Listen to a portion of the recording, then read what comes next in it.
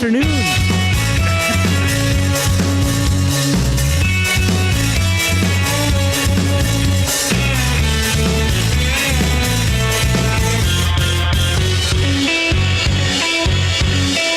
Good afternoon and welcome to EST Afternoons here on Edmonton Sports Talk.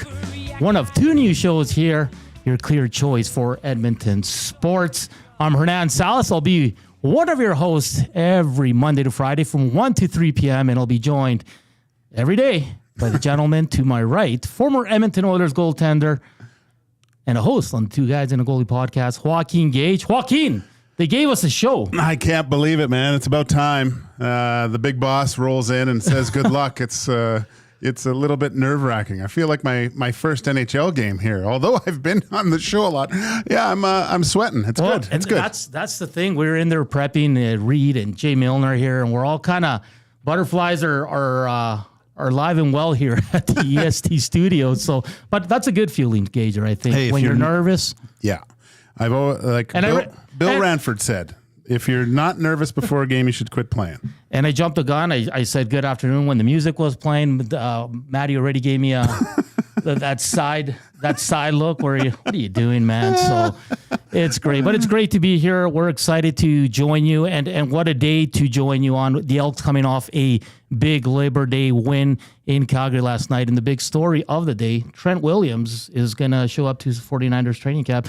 I'm kidding. It's going to be Leon Draisaitl signing an 8-year contract extension. We'll get to all that fun stuff. You can listen live to us on EdmontonSportsTalk.com, TuneIn Radio, iHeartRadio, and you can watch us on the YouTube channel. And we have a fun show for you today. Of course, we're going to get to the Leon Draisaitl. We're going to get to Labor Day Classic, but we got two great guests joining us today at 1:40. Former Edmonton Elk, BC Lion, Winnipeg Blue Bomber Aaron Grimes will be joining us to talk some football.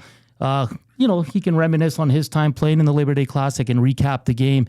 And at 2:20, Dave Pagnotta will join us to talk about the big German signing and staying here in Edmonton for the next 8 years. And on this show, our regular producer will be Zach Tickham. He is on a well-deserved vacation right now. So now we got the boss man himself with us this week, Maddie, one of the four horsemen, I like to call him, that got all this going. Maddie, I mean, this is year two. You guys have done such phenomenal work in your first year. Year two is kicking off with two new shows. EST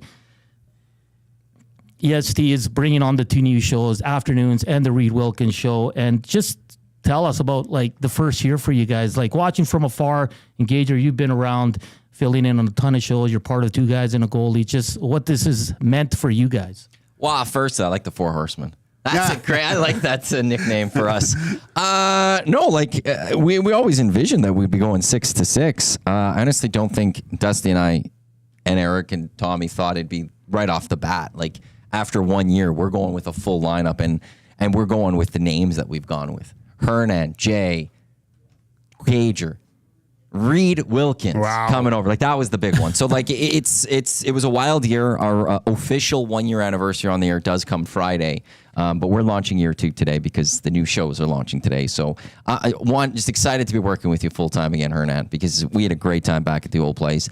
It's going to be great seeing Gage here every single day. It's been a busy I've been doing other things, getting some things ready to go. So I haven't been able to enjoy this office as of yet, as just you guys are in the boardroom working away. Gager's gone to his one spot. Trev's sitting on the couch doing his work. It's great being in the office, and there's a lot more bodies. Maybe that's also because in August it was just Zach, Trev, and I.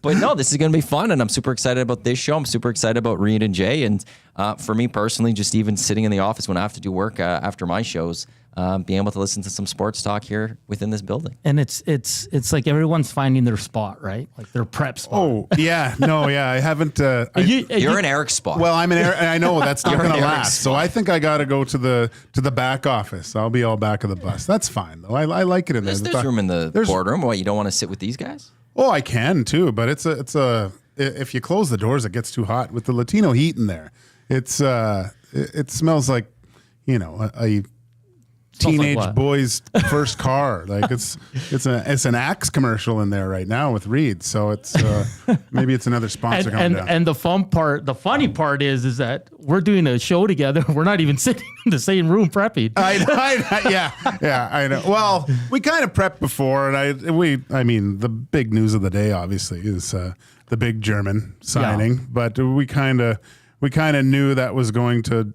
most likely dominate most of the conversation here, as it has through all the shows. But pretty cool that our show starts with the signing of one Leon Draisaitl. And let's go behind the scenes a bit. We talked on the phone yesterday, kind of prepping the show, and what are we gonna do? There's because there's not a lot going on outside of MLB and CFL, so we're gonna go in hard on the Labor Day Classic, and we are.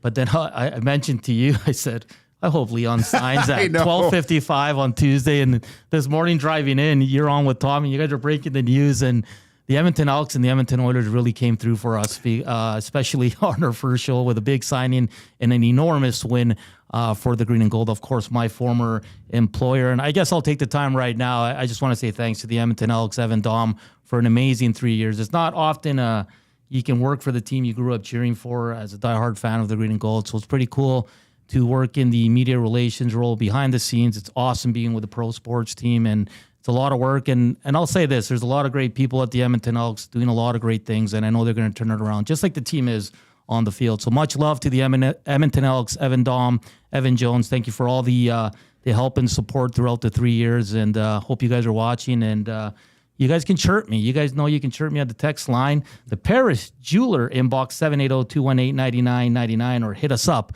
on the famous Nasty Chat on YouTube. Yeah, or I mean, they're already in on the chat line. They're 1-0 since you left. So, oh wait, that was me. Never mind. No, it's good. No. It's good. It's I mean, good. if they can turn it around and be like, they got a good chance, man. I won't take it personal. I'll put it that way. You know what I mean? It's just one of those things. Yeah. No, they need to turn it around. That's I think they've set themselves up. Well, I mean, watching yesterday's game, I was a little bit worried with Bethel Thompson underthrowing a few glory. Like, that shouldn't have been as close. And I think Dusty mentioned it at the morning show. Shouldn't have been as close as it was at halftime, right? Yeah. There should have been a little bit. They left some points on the board for sure. But again, I mean, you would probably know more than I do, but it just looked like their secondary was much better than in previous games, and they did give up some longer plays, but it seemed like when it counted most in the fourth quarter, I'd say with like the 10 minutes remaining, they just didn't. They snuffed everything out. Yeah. No, they looked really good yesterday, and we'll get more into it as the show goes on. I am getting chirped by some Elk staff, so Maddie, if you don't mind, I'm going to give a shout-outs to my crew down there, Brian Cheeseman, Lisa Swallow, part of the athletic therapist crew, and the equipment guys. My boys, Dan, and my boy, Beach. Beach, love you, buddy. Anyways, keep watching, support the show, give us a thumbs up here. But getting back to, I mean, Gager, when you look at the Elks, 4 of the last 5 right now, rolling really well. McLeod Bethel Thompson with his best game as a pro, best game in green and gold. So, I mean, it's a good problem to have here. And I know, Maddie, maybe we can get your thoughts on this as well. What did you think of the game yesterday? Because it looked I know the first half was a little underwhelming in terms of you wanted more points, but it seemed like the green and gold, they just were in charge from the first quarter all the way to the end of the game. Jay and I, at one point on the post-game show yesterday, started talking Estes because we're like, we've talked about everything. There was nothing else to talk about because it was just such a dominant win by the Edmonton Elks. Like, we praised the offense, we praised MBT, we praised Tevin Jones and everything that came from there. The running attack, they rushed the ball 19 times yesterday with just Brown and Leak. Yeah. Defensively, they did their job. It was a bend, don't break. They allowed the Stamps to drive at certain points, but they got those interceptions, so they got their stops. We could critique the kicking a little bit, then another missed kick, giving up a punt return. But it was a big win on Labor Day, so we didn't really want to go into that. So when you watch that game, it was start to finish, the Elks were the better team. But also with that, it was one of those, and Jay brought up the good point where it was the difference from this year. It was the difference from Labor Days of years past, where the bounces went the Elks' way. Yes, And historically, 100%. it always went the other way. Like watching that game as Calgary's driving, they'll be like, well, here it is. Here we go again. Somehow, even though the Elks are up by 14, it's all of a sudden the Stamps are going to find a way to win this. But then all of a sudden, there's the interception. Or there's the Eugene Lewis fumble that Tevin Jones picks up for 88 yards and takes it down to the 1. If that was earlier this year, or if that was Labor Days of the past, the Stamps have the ball at like the 15-yard line. They score a touchdown. It's right there. The Stampeders are going to take over this game. But they got the breaks, and that's Gage, or not Gage. Jay had it written down on his notes for the game yesterday, which was, we used the hockey term, puck luck. The Elks had the puck luck yesterday. They were a good team, and because they were good, they got the lucky breaks going their way, which they haven't had this season. Yeah, and They're looking good. some poor play by Jake Mayer there. Like 2 of those picks were just overthrown. Yeah. But they were like he went through. You could see went through the progressions, and the secondary gave nothing and gave them a chance to make some plays on the ball. Yeah, they were hope plays, hope passes at times. You just can't do that at that point. I know they were trying to do something at the end, but yeah, I was impressed with the Elks secondary in that. Have either of you ever been to a Labor Day game? No. It always was when I see Labor Day games, they always remind me of training camp, because either I'd be at in Edmonton back in the day, I lived at the Forum Inn across the street, and a lot of times the visiting CFL team would be there too for the Labor Day Classic at the start of training camp there. So and then the 1 year with Team Canada, I remember it was huge in Calgary that year, and we were staying right by McMahon too, so we went over just around and didn't go watch the game, but no, it looked all right. I mean, Tommy and I talked. I was impressed with the tribute to Johnny Gaudreau. The amount of number 13 jerseys in the stands was really cool, I thought too. They did a great job with that. I love the plane going over and stuff, and of course with an Elks win and a step closer to hopefully a playoff berth. Yeah, these next few weeks are going to be very interesting. Yeah, the anthem singer had the Gaudreau. It was a really nice touch by the Calgary Stampeders. Maddie, you haven't been to a game down there, have you? No, I never have. That surprises me. So the reasons I haven't partly was when I was younger, it was always just the tradition, dad, brother, and I, we'd watch the game and eat nachos. Since 2015 or so, I've been doing a pre and post game show. Yeah.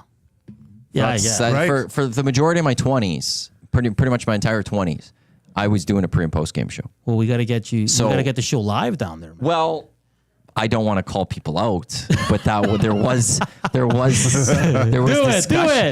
discussions of that. I don't know what happened to that, but next year that hopefully maybe could be a plan of a little bit of a bus down. Ooh, oh, that'd be great. An EST bus to Labor Day. Yeah. So it was about 28,000 announced at McMahon Stadium. 28.4 something. So just shy of 28.5. So what's the challenge here for Edmonton? They got to beat that, right, Maddie, for Saturday's game at 5 o'clock? Well, look, people complain about it's not a winning team. Well, they're a winning team. Yeah. People could complain about the weather. It's supposed to be beautiful. What do we got on? Oh, it's 29. 29, yeah. Or 28 Thursday. Friday's 28 degrees. 32 on Friday. That's for the Golden Bears game when they take on the Dinos. Saturday, 28 degrees. Sunny. So the beautiful weather. And it's selling well. The west side is pretty much sold out. The east side will sell quite a bit. I'll be intrigued what the Elks do when it comes to the north end zone if they open up there.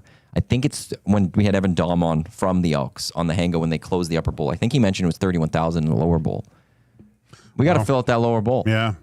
We can't allow Calgary to have a better record on Labor Day when the Elks are the better team. I apologize. My wieners will not be available at the what? At the game. Yeah, I've got. I thought you were doing all year. I was, but I have a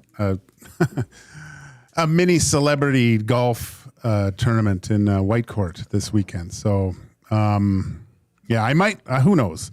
We'll see if I make it back. I don't think I'll make it back in time, but if I do, I'll come to the game and. Are you going? You must be going to the game. No, I was supposed to, but we got a family thing now, geez. so I'll have it on my phone, or hopefully where the location we're going, we'll put the game on for you, because that's probably the second best game of the year. Is the Labor Day rematch, and especially with the Elks coming off a win, and you can go for the sweep. I think if they sweep them, it's the first time since 2002. not mistaken. Here. Well, they've only won 3 times in the prior 15 years of this, so there's not a lot of chances of the sweep. It'll happen. But I apologize to my faithful patrons that come by and sample the goods that I'm preparing. I won't. Or be, if you're in town in time, Century Casino Sports Bar Lounge, every day is game day. Myself and Jay Milne will be there. Have you hit the tailgate yet?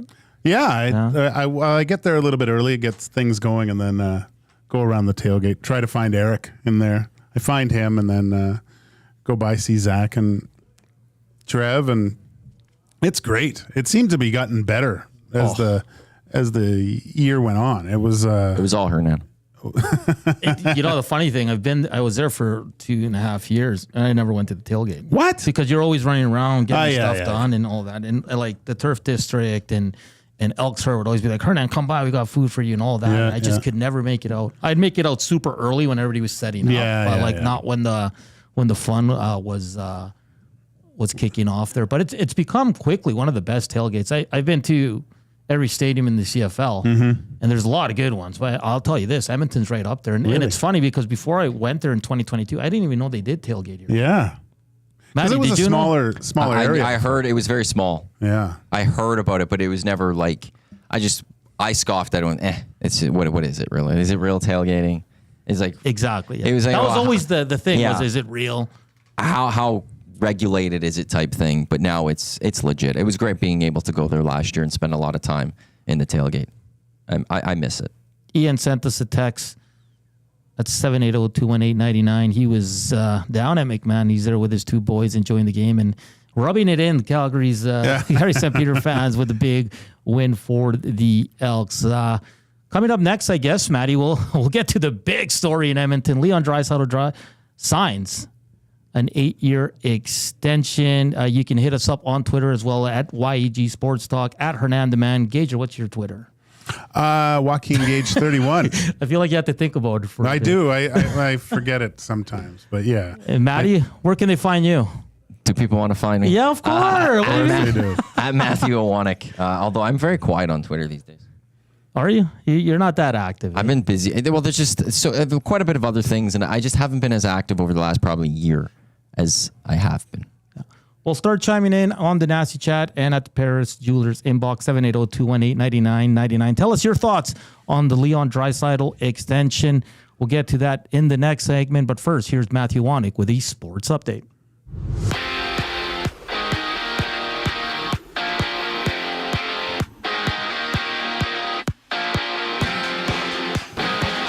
Leon Draisaitl and the Edmonton Oilers have agreed to an 8-year extension worth $14 million a year. It will make Leon the highest paid player in the National Hockey League.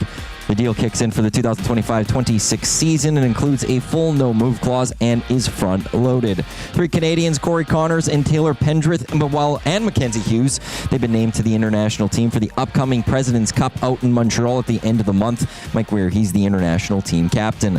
Ottawa Redblacks have released their leading rusher, Rock Armstead. They've signed former Rough Rider running back Jamal Morrow. In the majors, the Toronto Blue Jays, they open up a 2-game series at home against the Phillies. Chris Batsett heads to the mound for the Jays. Coming up next, continue with EST Afternoons with Hernan Salas and Joaquin Gage as they'll dive into the Leon extension. I'm Matthew Wanek. You're up to date. Wake up with the Nielsen Show with Dustin Nielsen and Lieutenant Eric. Weekday mornings 6 to 9 on EdmontonSportsTalk.com. If you've been injured in a car collision, let James H. Brown and Associates, Alberta Injury Lawyers, protect your interests. They'll be there every step of the way to help answer your questions and help you get your life back on track. Trust Alberta's precedent-setting injury lawyers with their unrivaled experience, unrivaled results, and unrivaled commitment. When accidents happen, call James H. Brown and Associates, Alberta Injury Lawyers, 780-428-0088, or go to jameshbrown.com. Get ready, Edmonton. The moment you've been waiting for is here. It's time to celebrate the best of the best with the ESTs as we honor everything from Edmonton Sports Talk's incredible first year. Join us on September 17th at Metro Cinema for an unforgettable night of excitement, laughter, and recognition. Tickets are just $10. Secure your spot by emailing Matt at edmontonsportstalk.com. And after the show, let's keep the party going at Hudson's White Ave for the official after party. Mark your calendar, grab your tickets, and get ready to celebrate the best moments of EST. It's the ESTs, September 17th.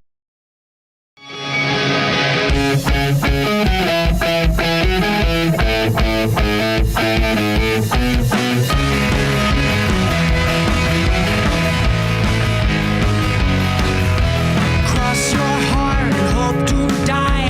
Move your lips, tell another lie. If you're going to curse, choose your words wisely. Break out the dirt, show me your sins. I wanna know where you've been. And if you tell me first, we can do this quietly. Well, we can do it loud. 122 here in Edmonton. EST Afternoons, brand new show here on Edmonton Sports Talk. Static free since 23. Salas, Gage, Joaquin.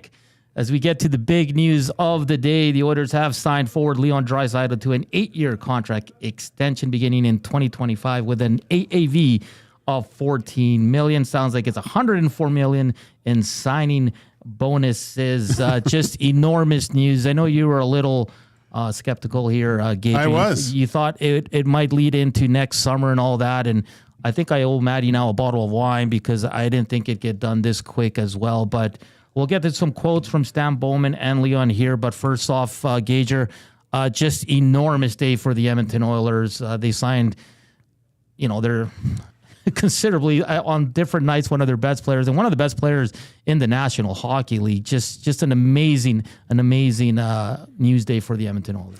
Yeah, and the first thing that comes to mind, and a lot of people have said this, that when can the Oilers say over the past, since existence, that they're going to have their star player finish their career in Edmonton. And I really enjoy when Leon Draisaitl talks because it does seem like he thinks a lot about his answers. I know it's his second language and stuff, then there could be a little bit of thinking, but he seems really calculated in what he says.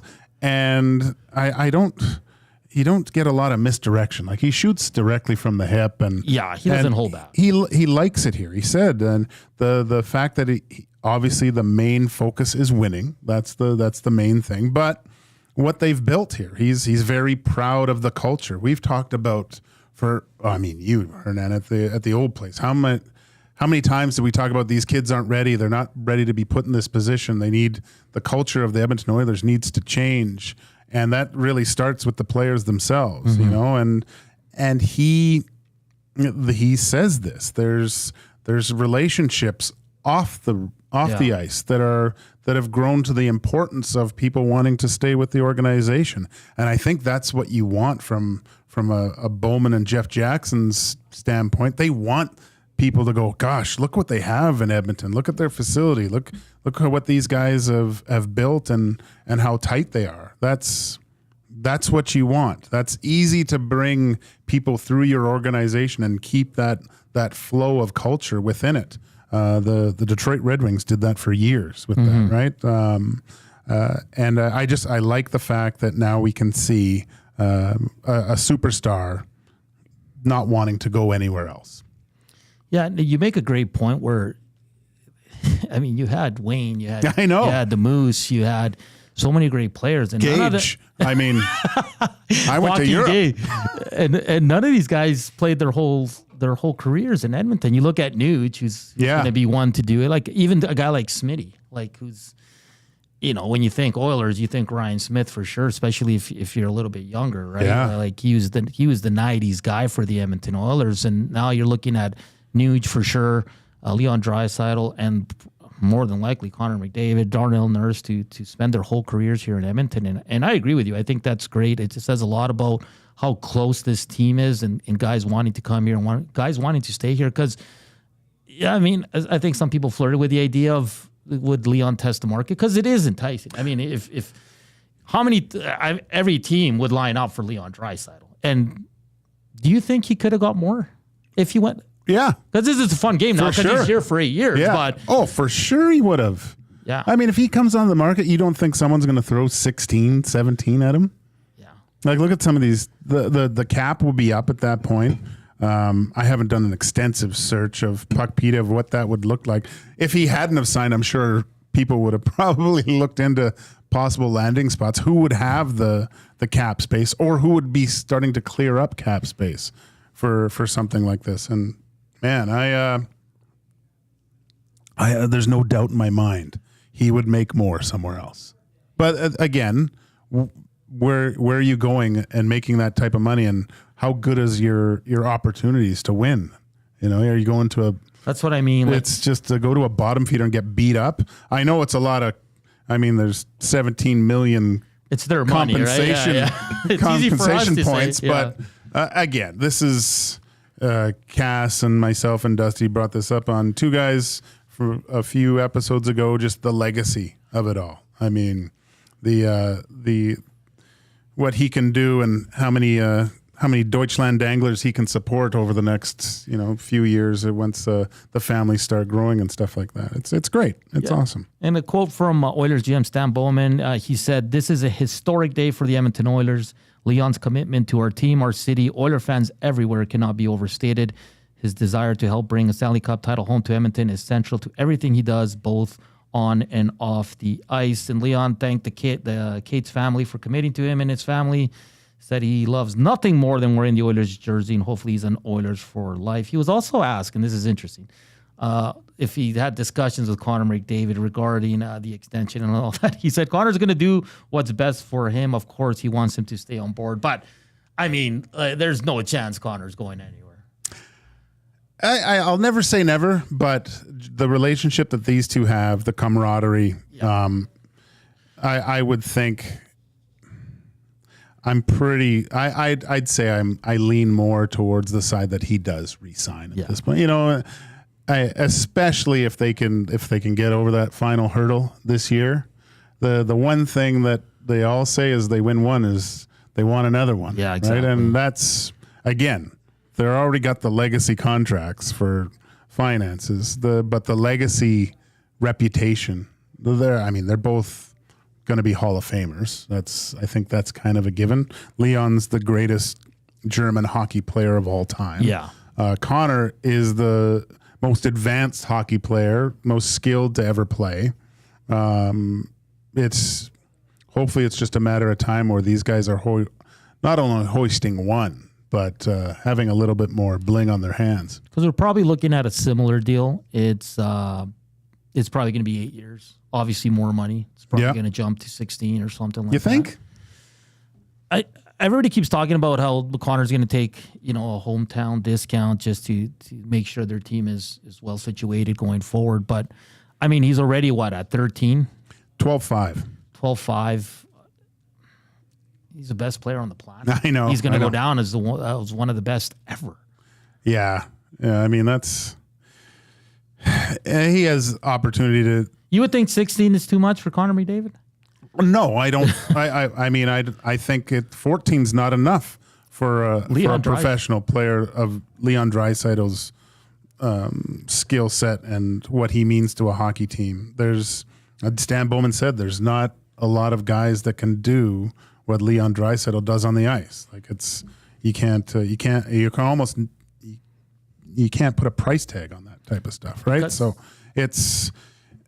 You need your superstars, but when I look at other leagues and how much they're paid, and obviously it's a little bit different with TV deals and stuff, but if you really compare the two and what they actually provide to their franchises, they're extremely underpaid. Extremely. And you got to keep in mind that the Oilers have had him at a bargain. Yeah. And listen, when Chiarelli, one of the good things, when he signed him for 8.5 for 8 years, there's a lot of pushback. Oh, I think I was even going, geez, what are they doing? Yeah, and keep in mind, so since 2017, I'll go season by season, he put up 70. These are points, 105, 110, 84, 110, 128, 106. That's crazy. He's underpaid for 8.5. Way underpaid. Yeah. You know what I mean? So we were talking about in the bullpen area about how there's no restructuring deals in the NHL, which they should have. Yeah, because every league does. I'm a Niners fan, and two other big guys. Yeah. One finally got his contract, and then Trent Williams. By all reports today, he's gonna report and get everything done up. But I mean, I think there's one contract on the Oilers many would like restructured. I think I know where you're going there. We'll save some of that heat for later on in the season. Don't empty the tanks. Don't empty. Yeah, I want to get to this, and this is courtesy of Courtney Terriel on Twitter or X, whatever you want to call it. We're talking about Leon Draisaitl as the highest paid player at 14. Okay, so this is the where he would rank per sport in 2024. In the NFL, 92nd. In the MLB, 99. In the NBA, 117. So it just goes to show you the landscape. Yeah. Like it's completely different. Completely different. Yeah. Like, we said it. What was Curry's like $63 million for 1 year? Mm-hmm. Just crazy. In the nasty chat, Mark Kulhawe, this goofball.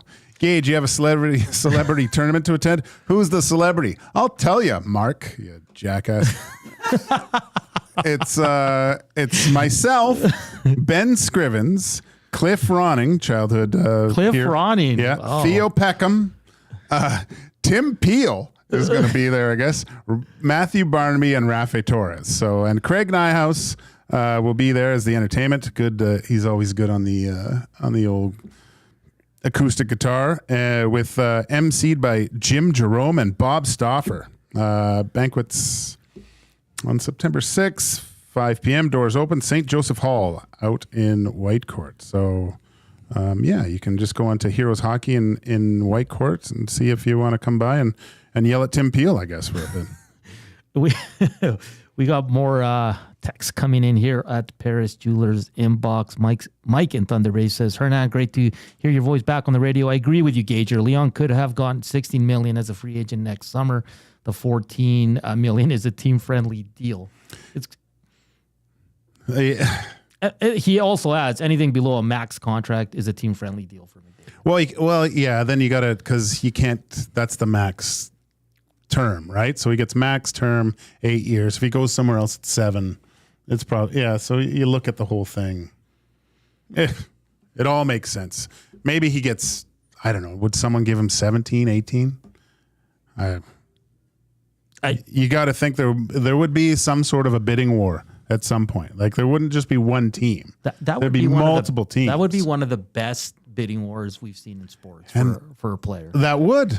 It would. I don't want it to happen, but a little part of you would like to see it. I mean, in an alternate timeline, I'd love to see Leon just, get his 55 goals, 126 points, and then hit the unrestricted free agency market and see where all the scraps, like it would just be a bloodbath of GMs talking to their owners saying, we need to get this guy. Yeah, so Leon's deal will end when he is 36. It does have a full, according to Pierre LeBrun, a full no move clause in. I've never been a fan of those, but for Leon Draisaitl and Connor McDavid, I'm totally on board for that. So that's again, don't you want to see them, of course, end their careers as Edmonton Oilers? Yeah, that'd be great. I'd love that. It would be great to have that. If it gets to the point where they're this is going to be my last year, and they stay in Edmonton and do that whole thing, I would appreciate. I think they would get appreciated way more here than anywhere else. So Leon Draisaitl's done. Connor McDavid still has 2 years, so it's probably going to be next summer. And then you got the big one on the back end, which is Evan Bouchard here.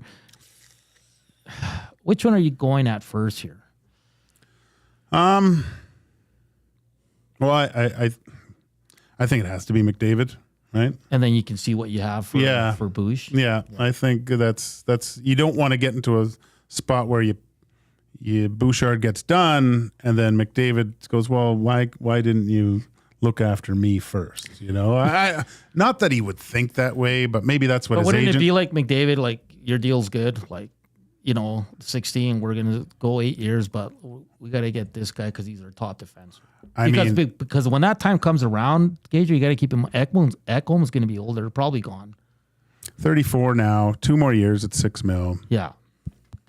That's 37. Yeah, he's getting up there, right? Because Maddie, we were talking on the hangout what a number would look like for Bouchard, and you're around that 10-11 range. Oh no, I say 10, but I go if he has a really good season, could he start going like I want the 11? I want like he goes and has a ridiculous season this year. I just want that locked in. Although I always forget about this, but Dusty with Cass today on Two Guys bringing up like how much does the Makar number though impact all of this? Because what's Makar? Makar is 9. He's 9. Yeah. Right, like he's right at 9 now. He's going to be UFA in 2027. But how could you sit there and be like, I'm worth 1.5, 2 million more than Cale Makar? Like he's going to need more than Nurse. Yes, 100%. You could sit there with Bouchard and be like, I'm worth more than Darnell Nurse to this team. But how much higher can the ceiling go when the Oilers could just sit there and go, this is what Cale Makar gets? Okay, because Bouchard's coming off 82 points. Yeah. So, I mean, obviously he can surpass that. He's still fairly young, only 24 years old. He's only getting better. Do you feel like the Oilers got to jump on this quick before, let's say if what Maddie's saying is he has another outstanding season, gets close to 100 points, and then the price just keeps going up? I have to look and see comparables. If any other contracts are coming up with D-men that you can compare with Bouchard, because that's what happened with Nurse, right? Yeah. Nurse lit it up in the bubble season. He was the bubble boy. And when he signed that deal on his presser, he said we were ready to sign a 4-year deal. And then Seth Jones and Werenski all came, and then that went out the completely out the window. Door. Yeah. And I was just like, damn. Like, Dougie Hamilton, Werenski, Jones, and Boston defenseman too. McAvoy. They all set the market, right? And it was just like, well, that's what you do. And what did Nurse? He 20 goals that year. It looked like his offensive game got to a point where, whoa, this is broken shoulder guy. Clefbaum's him being out just helped Nurse emerge as a really good defender that year. And I know everyone talks it was a weak division and stuff, and they feasted on Ottawa, but a team from that division did get to the Stanley Cup. So on the nasty chat, Induced Comics says they got to wait for the Makar deal, and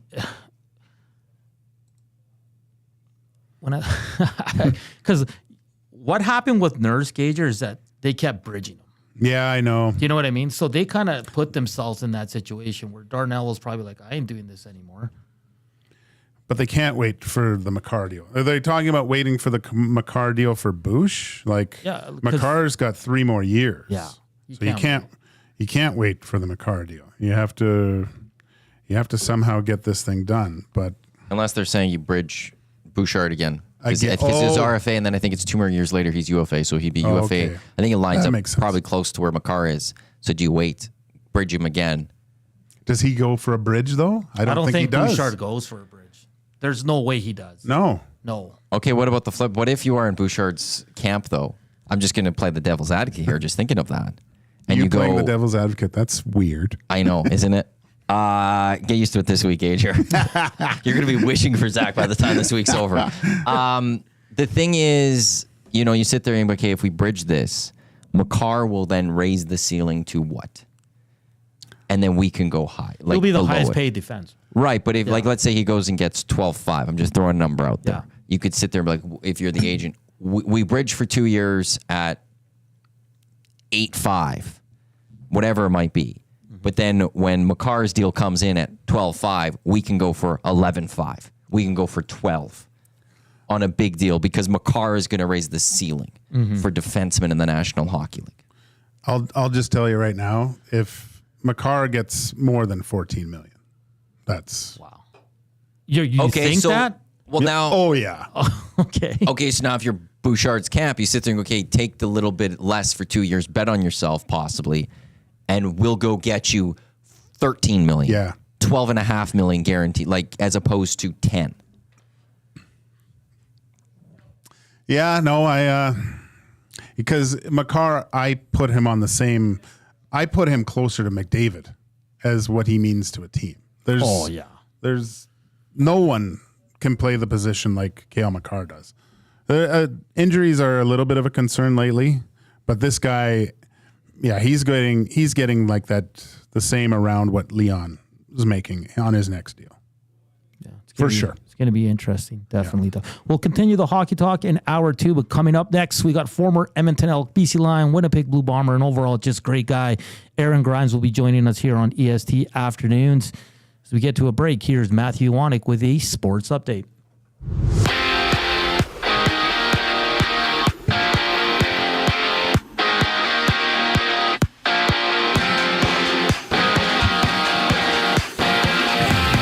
Leon Draisaitl and the Edmonton Oilers have agreed to an 8-year extension worth $14 million a year, which will make Leon the highest paid player in the NHL. The deal kicks in for the 2025-26 season, includes a full no-move clause, and is front-loaded. 3 Canadians, Corey Connors, Taylor Pendrith, and Mackenzie Hughes. They've been named to the international team for the upcoming President's Cup out in Montreal at the end of the month. The captain for the international team is Mike Weir. CFL news, Ottawa Redblacks have released their leading rusher, Rock Armstead, and they've signed former Rough Rider running back Jamal Morrow in the majors. The Toronto Blue Jays open up a 2-game series at home against the Phillies. Chris Bassett heads to the mound for the Jays. Coming up next here on EST Afternoons with Hernan, Salas, and Joaquin Gage, it is former Edmonton Elk, Aaron Grimes. I'm Matthew Wanick. You're up to date. Get all the latest news and takes on everything Oilers with Dustin Nielsen and Tom Gazzola on the Oil Stream. Live at noon, Monday, Wednesday, and Fridays. Only on EdmontonSportsTalk.com. Hi there. If you're like me, you like to picture yourself in luxury, even though there's absolutely no way you could afford it. And if you can, well, even better. Thankfully, I picture myself in something that is luxury, but still absolutely affordable, like the all-new Mazda CX-90 from Park Mazda. With the new luxury features like facial recognition settings and quilted detail Napa leather seating, I can pretend to be comfortable with all of my proper settings activated without even touching the button, thanks to Mitch Lewicki and the great staff at Park Mazda. I like to picture Mitch Lewicki as newborn 8-pound, 6-ounce Mitch Lewicki. You can picture grown-up Mitch, or teenage Mitch, or bearded Mitch, or whoever you want. Park Mazda, your dealer for life in Sherwood Park off Y Road, ParkMazda.com. At A&W, you can start the morning off right with a regular coffee and an egger of your choice for just $4.99. Bacon and egger, or sausage and egger, on a seeded bun, or an English muffin? The choice is yours. But we know it'll be tasty either way. And to make matters even more delicious, this offer is available all day. But don't snooze on this deal. An egger and a regular coffee for only $4.99 is a limited time price. Available at participating A&W restaurants in Greater Edmonton.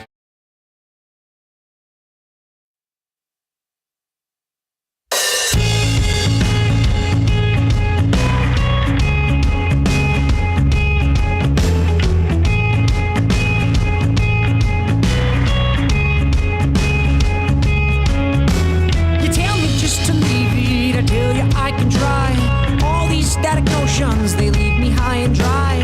All the building tension and all the prying eyes. Lordy, lordy, girl, oh me, oh my. Holding on. Holding on. Holding on. I tell you all my secrets. You tell me all your lies. Plain sight hiding is the best disguise. And all my good intentions and all your alibis leave me hanging, ticking rocks and staring at the sky.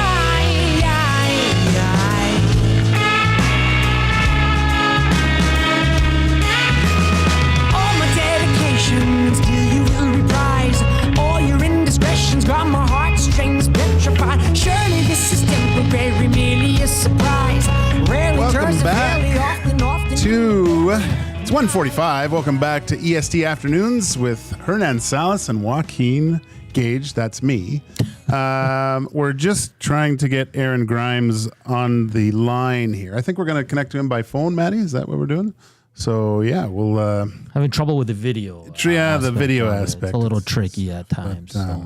Yeah, it's great. I can't believe that we've got on-air programming after 1 o'clock. This is and some of the nasty chat comments. This is great, you guys. Thanks for joining us. Thanks for watching.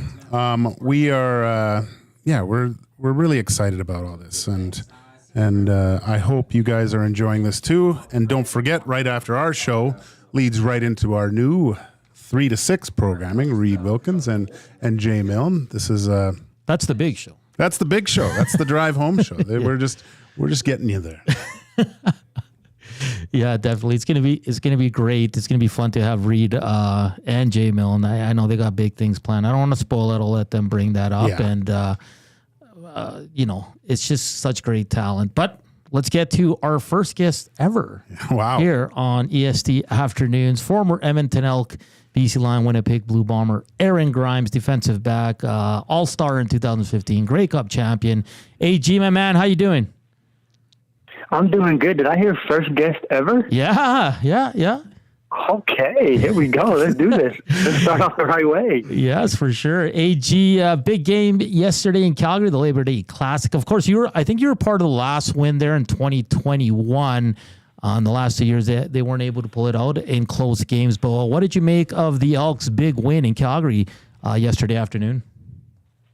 I think it's huge. Obviously, it's always big when Edmonton can win down in Calgary. It's not an easy environment to win in. But then you factor in the standings in the West right now, and I mean, you're talking about playoff football every game at this point. And what better way to kick off playoff football than with a nice little rivalry? Aaron, I was watching yesterday's game, and being a defensive player, from the beginning of the season, I felt like, well, the Elks were giving up a lot, especially late in games. What did you see from the secondary yesterday that's been the biggest improvement so far? I think it's turnovers, right? Being able in those critical moments, like you said, instead of giving up the big play or giving up the first down that extends the drive, it's taking the ball away and it's giving your offense a chance to score, right? The more opportunity you give your offense, the more likely they're going to be able to score. And takeaways obviously do that. I think was there 4 yesterday? Yeah. If I'm remembering correctly. Yeah, you know what I mean? Like they say, if you go into a game and you can get 4 turnovers, or if you give up 4 turnovers, it's hard to win those football games. So obviously playing very good complementary football right now. Aaron, when you look at that defense, you played with Niles Morgan. You knew a lot of the young DBs that came in as you were with the team last year. But you got veterans like Niles Morgan, Derek Moncrief, and Lucius Purifoy. How important are those guys in this turnaround in your eyes? Big time. Now, take what I say with a grain of salt. Those are all my guys right there. So you never give me something bad about either. 3 of them, Niles flies around like no other. The dude is a tackling machine, see ball, get ball. Luches, freakish athlete, veteran presence. Same with Derek Moncrief. Yeah. That veteran presence, and being able to have those guys to help. There's so many young pieces around them, so to have some solidified veterans who understand the game and the motions obviously helps a lot. And I think it's been key, for them in being able to turn things around. Okay, Aaron, let's put the helmet on and look to the second leg of the Labor Day Classic. After that pretty commanding win by the Elks, what's the mindset of the team, aside from, obviously you want to get the Labor Day sweep, but especially for an Elks team, looking at the beginning of the season, how it went, seems like things are starting to click now. How, as a defense, having that dominant performance, how do you prepare to make sure you can get the win, but kind of repeat that performance as well? I think it's, first of all, you go into it knowing, like, okay, we've proven that we can do it, right? So now how do we match it? How do we beat what we did? You got to start turning that competitive page there of, we looked good, yeah, but we can look better, right? There's a lot riding on it, standings, right? Being able to own the season series in case of the tiebreaker, things like that. But most importantly, it just looks like confidence, right? They're playing with confidence. They're playing with a passion and a fire. They're having fun. They're celebrating. So to be able to carry that into, you don't need extra motivation to play Calgary by any means, but you have it now, right? You've got the extra swagger. You got an offense that's putting up points. They're staying on the field. They're giving you breaks. So you go into it feeling confident, and you challenge yourself, and you say, let's go ahead and top our performance. Former Edmonton Elk Aaron Grimes joining us here on EST Afternoons. Aaron, let's flip the field here offensively. This team is really coming on. They got 2 quarterbacks that can go out there and win you games. Doesn't matter who's out there. They got 3 running backs that whoever's getting the rock there are getting positive yards. And they got a really, really talented receiving core, and the O-line's really stepped it up. But what are you seeing from the offense for this big turnaround in these last 5 games?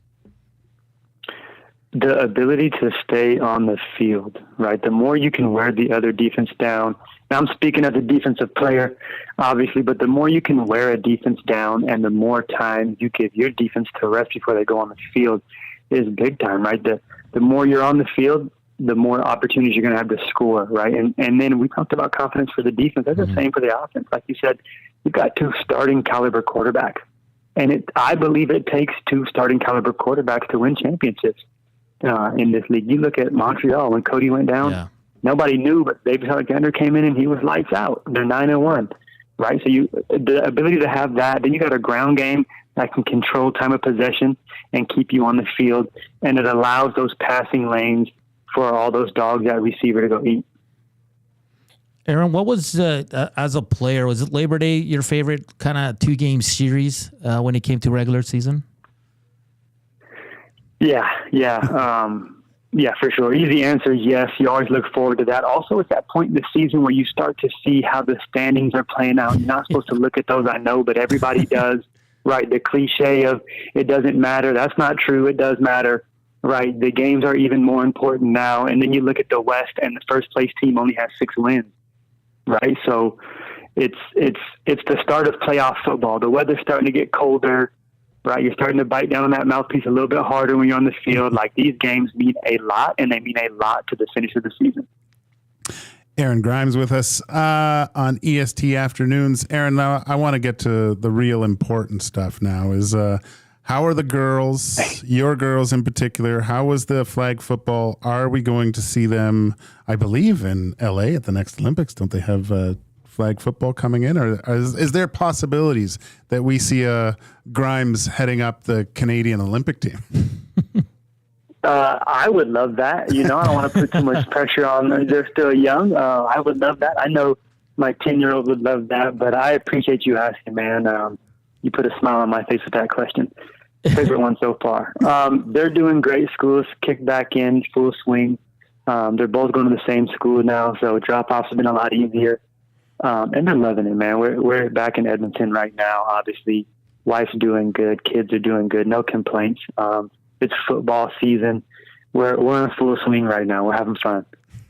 Aaron, I saw you have a chat with Dave Campbell. Of course, you have a relationship with him with so many years with the Edmonton Elks, and when you were don't age me.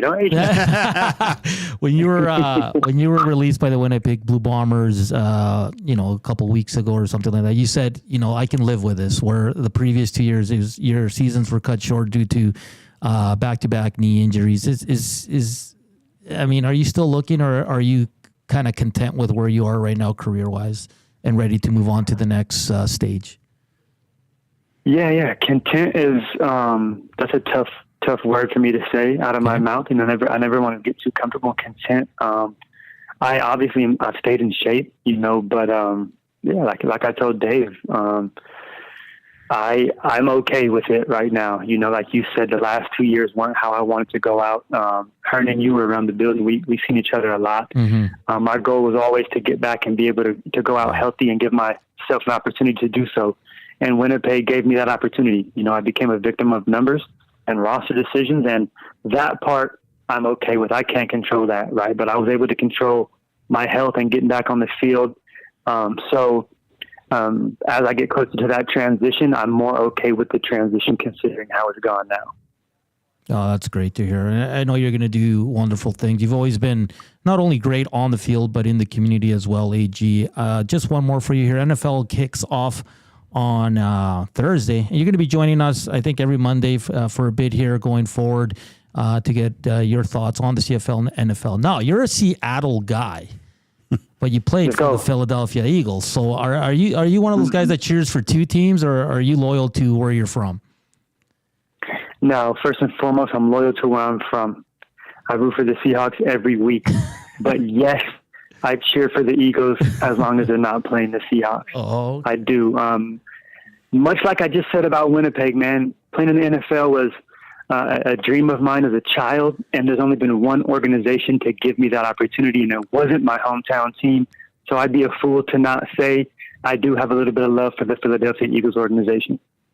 Oh, that's great. That's great. Aaron, thank you so much for being our first guest ever on EST Afternoons. It was something that will go down in the history books here, and we look forward to chatting with you weekly here. All the best, and thanks again, AG.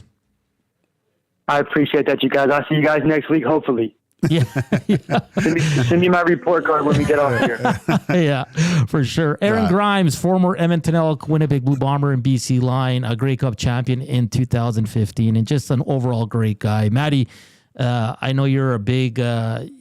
We always go back and reminisce about the old Elks. Aaron Grimes got to be at the top of the list for you, and I think for a lot of fans of the green and gold. Oh, he's part of those great defenses. The first stint of Chris Jones, which was just a high-powered, flying fast defense. I think I brought it up to him when he was on the hangout last year. To me, I felt like that was the closest defense we'll ever see in the CFL to the Legion of Boom that we saw from the Seahawks. Yeah. Which, not saying that they were as that team. That was a special Seahawks team, but they were the CFL version of it, where it was anytime the other team caught, like a receiver caught the ball, there was 4 or 5 Elks right there, led by Aaron Grimes or Pat Watkins or something. They got right there, and they made plays, and they got interceptions. Those were some fun years. And it's wild to say because Michael Riley was the quarterback of this team and their great offenses. I preferred watching the Elks' defense, or at the time the Eskimos, their defense more than their offense. And they were so fun to watch, and they're so good. He's symbolic because of the hair. I know. Right? Oh, I know. Yeah, he's just great. And I'll be honest, and I'm a little biased. It was a little weird seeing him in Blue Bomber color on the sideline. I didn't like it when he was in BC, but his best friend, and I think the godfather to one of his daughters, TJ Lee's on the BC Lions. So there's a cool connection there, but he's just a great guy. And I know he's making Edmonton his home now. But he's still a Kraken fan. He went to a game last year and he had the Kraken jersey. Did he? We gave him a hard time for that. So he's Seattle all the way. It's understandable, I guess. Maybe. Well, we'll convert this year. That's enough. Enough Kraken. You can have Seahawks.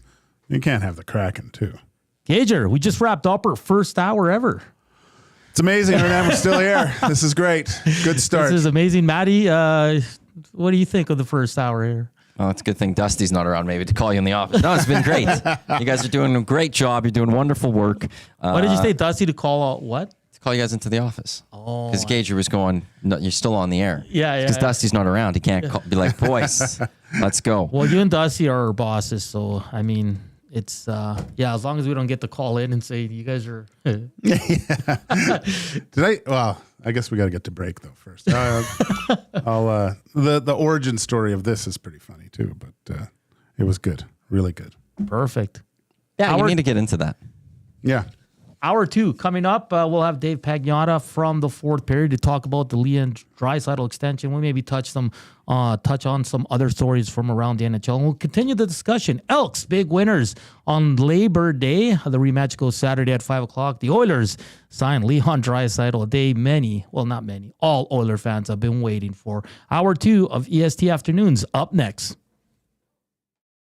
2 guys and a goalie. I don't mind analytics. I just don't like when people are like only analytics and only this, and they're like, oh, you can't do that, guys, and so he's horrible. And I'm like, let's watch the tape, and then let's look at those analytics and say why some of that stuff happened before we make our decisions. Cass is good in the sheets, the Excel spreadsheets. I was going to say, like Cass, what do you think of analytics? By the way, this episode will be called Cassalytics. Hey, I think it's got to be 2 guys and a goalie with Gager, Cassian, and Nielsen. Tuesday and Thursdays at noon, only on Edmonton Sports Talk. Hey Edmonton, ready to take advantage of lower rates and better pricing? South Fort Chevrolet in Fort Saskatchewan has you covered. From rugged trucks to sleek SUVs. And with over 40 years in business, you can trust that you're getting the best deal on your new ride. As the proud title sponsor of The Nielsen Show, EST listeners can drive a little to save a lot with South Fort Chevrolet's transparent pricing and down-to-earth sales team. Visit us today in Fort Saskatchewan or online at southfortchev.com. Few of us can say that we're over 60 and still hot, but Mr. Mike's Burger can. And to celebrate over 60 years of Mr. Mike's famous burger, you're invited to taste history for only $8.99 at Mike Burger Madness. Savor the original flame-grilled Mike Burger on their signature garlic French loaf for a limited time. Dine-in only price of just $8.99. Sides extra. It's Mr. Mike's Mike Burger Madness, and you'd be mad to miss it. Offer ends September 30th. Eat locally, enjoy casually.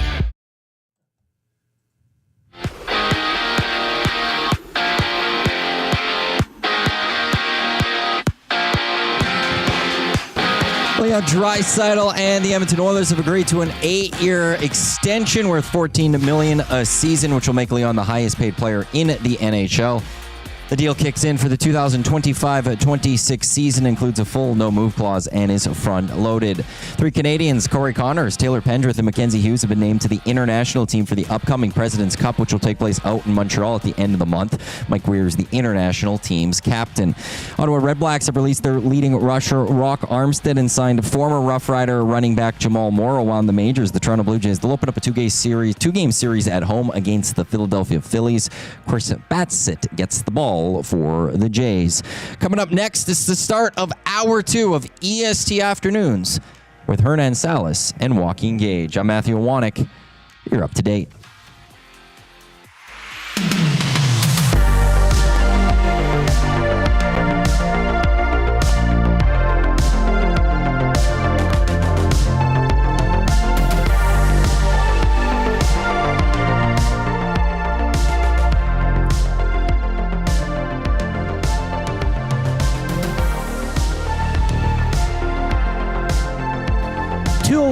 Here on this Tuesday afternoon. Welcome to EST Afternoons. Salas, Gage, Iwanek. We're coming live from the William Huff studio. If you want your place to look as good as ours, visit the team at williamhuff.com. In business since 1952, so you know they are incredible at what they do. Coming up at 2:20 would be Dave Pagnotta from the fourth period as we get more into the Draisaitl extension. We just had Aaron Grimes. Great to catch up with him and talk some Labor Day Classic as well. Remember, you can listen live to us at EdmontonSportsTalk.com, TuneIn Radio, iHeartRadio, or watch the EST YouTube channel. If you want to connect with us, Paris Jewelers inbox 780-218-9999, or join us on the Nasty Chat on YouTube, which is buzzing right now. It's great to see. A lot of Leon, a lot of Grimes reminiscing, and a lot of Bouchard talk here. As before in Grimes, we were talking about Bouchard and what a contract might look like for him. Would he take a bridge? And we got a text saying that if you were Bouchard's agent, you would convince him to take a bridge. And I can't agree with that. Why would you? Well, Maddie laid out a good point, is to look at the timing of Cale Makar, right? Yeah. If you're going to be part of this Edmonton Oilers power play over the next, 3 years, that's a guaranteed 60 points in there without even strength points added in. And then you can really kind of do a proper comparison. And if what I think is going to happen with Makar in 3 years is his contract's going to look more like what Leon just signed for, probably a little bit more. And that's the point where Evan Bouchard gets into that astronomical stratosphere of salary. Yeah, and just to fill you in on the details, it is an 8-year contract extension beginning next season with an AAV of $14 million. It's a lot of that is in signing bonus money, Gager, and kind of leads the way to a Connor McDavid extension. And we're talking about Evan Bouchard.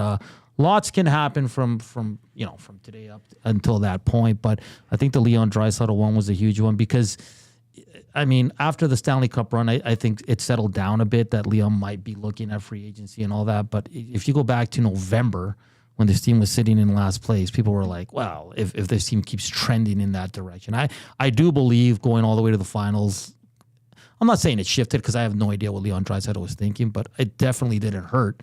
No. To see how close they were after going down 3-0 in the Stanley Cup final and just one game away from it. He knows they're close. Obviously, they're going to have to add some additions on the back end here. I think your goaltending's fine. I think up front, you're pretty much set with all the free agents they signed. And it's been kind of it was really high off season, and then it kind of dipped with it dipped with Stan Bowman, and then the offer sheet guys that, ended up going to the St. Louis Blues. So I think it's a little bit down now on the D-core. And I think that's why the Evan Bouchard discussion is so key. And I think it needs to be done sooner rather than later because you don't want to run into this guy hitting 100 points this year. Well, and then the price keeps going up. I know. But any time that you go to the, you're one shot away or two shots away from winning a Stanley Cup and you lose, 3 players that played on your defensive core for the following year. Yeah. There's some big holes to fill, right? But I love I like that they've got one of their pillars all signed up and it's done. You don't have to talk about it the rest of the year too, which is great. But the D is the question mark. Right? You have no questions about the Oilers forwards at this point. I don't think really they can tinker though. You can produce basically 2 number 1 lines, maybe a 2.5 and a 4. I would say really, but the big question is what is this team going to look like on defense? How are these new players going to perform? Are these holes that left the team going to get filled? So. And I think, listen, I wasn't high on CC. Well, I really haven't chimed in the last 3 years. I heard you. I wasn't a big Cody CC guy. I wasn't a big Vinny DeHarnay guy. I respected what they did. They're third pairing guys. Yep. And they worked their butts off and they were good on the PK and all that.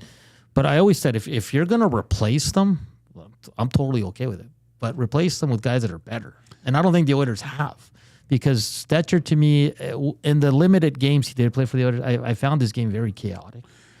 I think that was more of him trying to do too much. Right? Try to impress and stay in the lineup. What was the first game he took 5 minors. He was it was crazy. That's right. He did. Yeah. But the one thing I did like about it, he moved around really well. Yeah. And his first pass was pretty good, aside from the sticking penalties that he took. And he's got a little bit of edge, right? He does.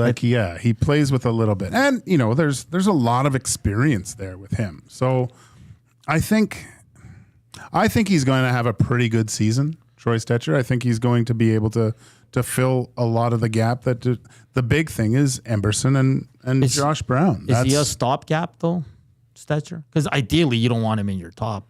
Well, he's not going to be in your top 4. No, he's 6'7", I think, right now. But you need something like that too, right? Maybe 5'6". I guess. Again, like you said, we haven't seen enough of him. But I think that Emberson, that's the huge question mark. And right now, a lot. Like you just go on different sites, or you see everybody's penciling him in beside Darnell Nurse. And I'll be honest, I don't know anything about Ty Emberson. I'm looking at his HockeyDB now. He's moved 3 times. He's only played 30 games in the NHL, and I kind of find it hard to believe that he's just going to be a top 4 guy beside Darnell Nurse. Yeah, and we've talked about it at length with Darnell. Darnell needs to have a better season. I think it was an off season for Darnell. I think if you were to have a discussion with him, he would tell you that too. He needs to get back to bubble boy status. Yeah. He needs to get back to that type of play. I think he's completely capable of it. And I know that around here we've talked about how Darnell shouldn't need someone to make him a better player. Right? He should be making other players better. But I do think Darnell Nurse needs to play with someone with a little bit more experience. I don't think his game's at a level where he can play with a inexperienced NHL defenseman like a Ty Emberson. I do believe Stetcher is where it starts, and then if they haven't yet, it's completely irresponsible of the Oilers. But I do think that Stan Bowman is in discussions around the league with a short list of players to inquire about a veteran right-handed defenseman that will eventually join the team, not unlike what happened with Matthias Ekholm. Yeah, we got a text here, no name on this one. It's 403. It says CC was a decent D-man. He just looked bad because he was saddled with the boat anchor of Nurse for most of the time. See, but this is where the people that are really high on Nurse say, well, he was playing with Cody Ceci. And then it goes back and forth. And for me, I think that's just low-hanging fruit. To blame your partner. Like, of course, would Nurse look better if he had a right shot Ekholm beside him? Of course. Anyone would look better with Ekholm. But when you're making 9.25, and yes, I am going to bring up the money because he agreed to it. He negotiated that number. And you got to maybe – he's never going to live up to it, but we've seen Darnell Nurse be a really good defensive, and he's too inconsistent. So I hate blaming his partner because now they're bringing in Ty Emberson. Let's say he does play with him. Is he supposed to make Darnell Nurse better, or is it the other way around? Well, maybe not make him better, but give him that veteran presence where it's like he can make up for his mistakes. Maybe that comes, like I always said, Darnell Nurse plays best when he plays that calm, patient game.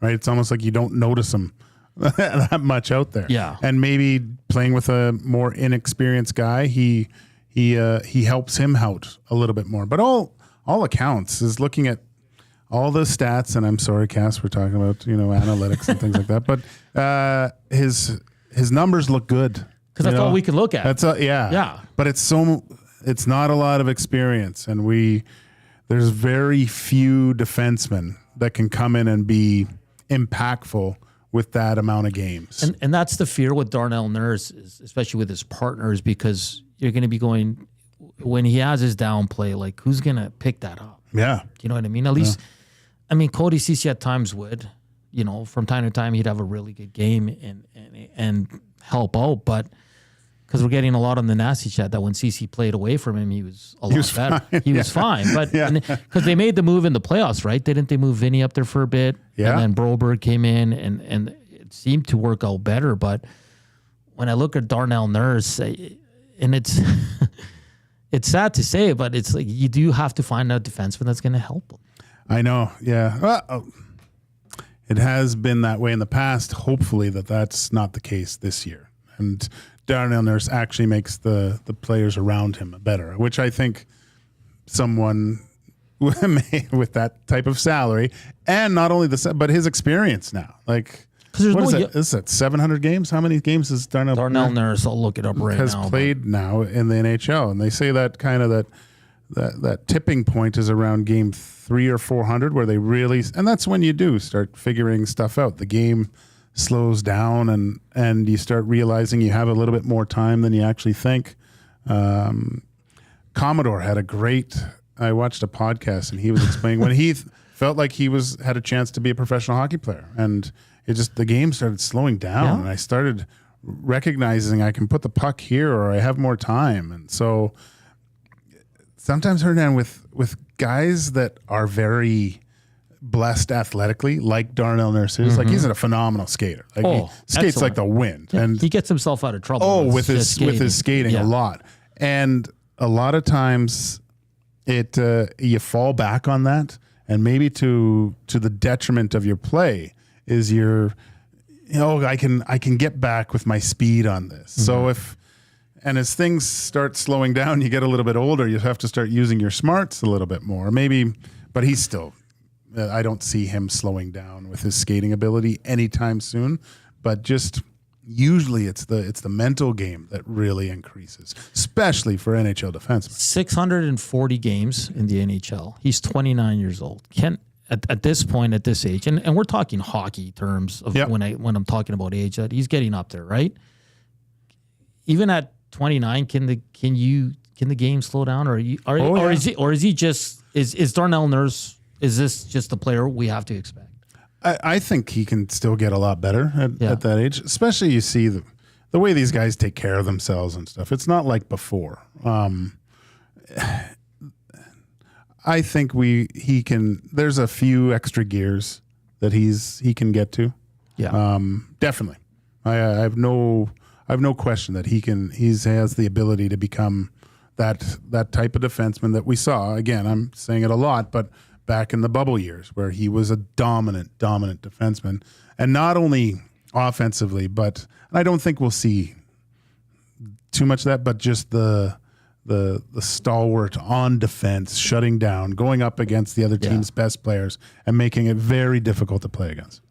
Yeah, because Josh Brown, he's probably going to be your 7. And I remember DMB last year had a tweet that he talked to a guy in Arizona, and he said he's an awful defenseman.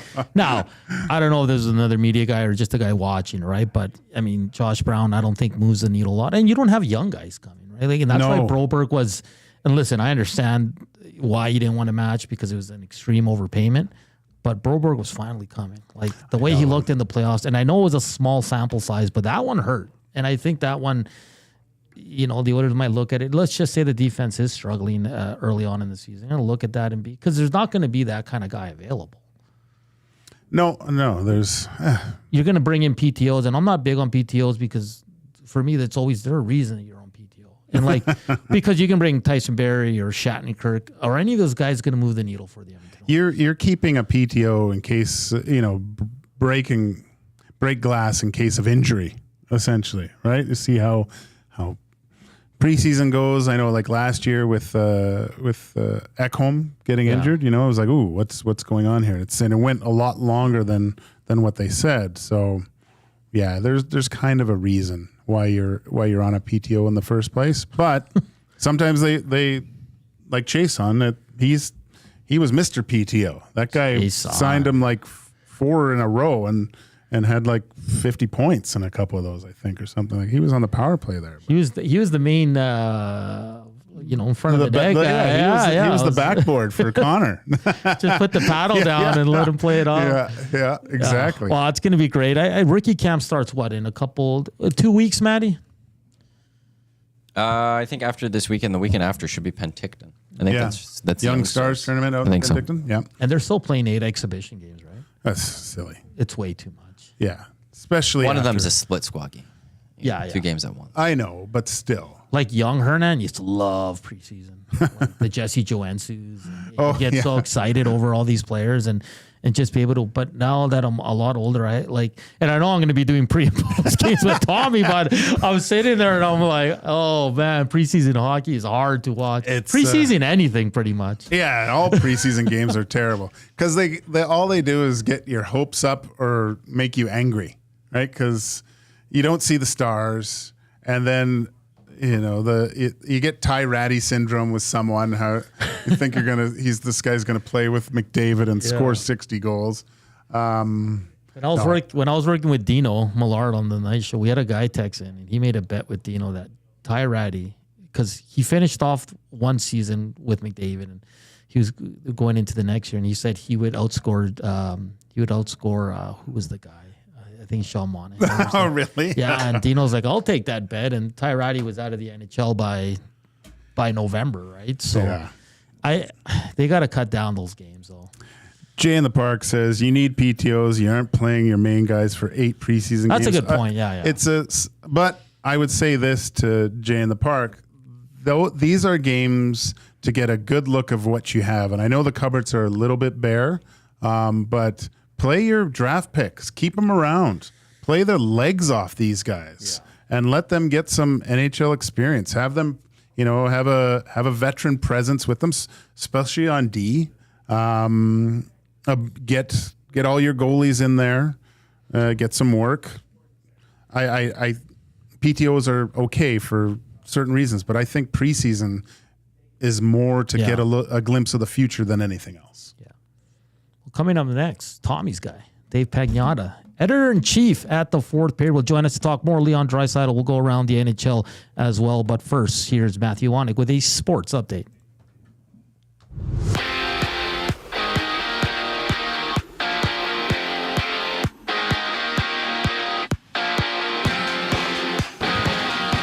Edmonton Oilers and Leon Draisaitl. They've agreed to an 8-year extension worth $14 million a year. This will make Leon the highest paid player in the National Hockey League.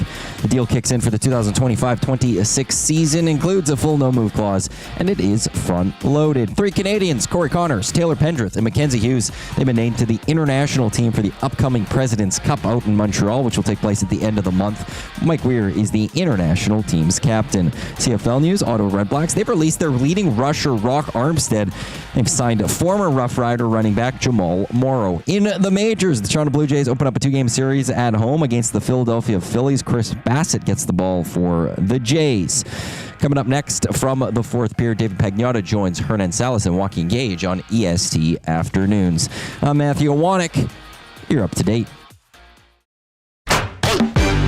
Don't feel like working? Join the Hangout. You never know what you might hear. Weekday mornings 9 to 11 on EdmontonSportsTalk.com.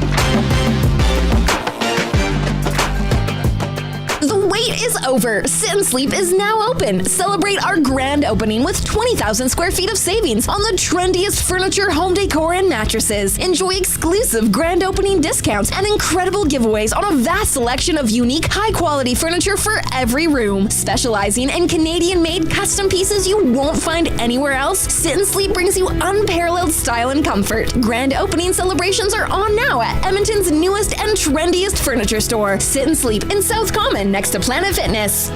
Edmonton Sports Talk delivers a mass audience of key, influential customers to your business, all while you associate your company brand with the biggest names, the hottest sports news, and teams from every league around the globe. Oilers and Elks, NHL, NFL, Major League Baseball, and the Association, Formula One, soccer, golf, oh sweet mama! The excitement is palatable on Edmonton Sports Talk. It's where fans go to get their sports fix and where our partners find the most loyal consumers. Contact us today and see how our team on Edmonton Sports Talk can score the biggest goals for your business. With various advertising options available, email business@edmontonsportstalk.com or head to our website and send a message at edmontonsportstalk.com.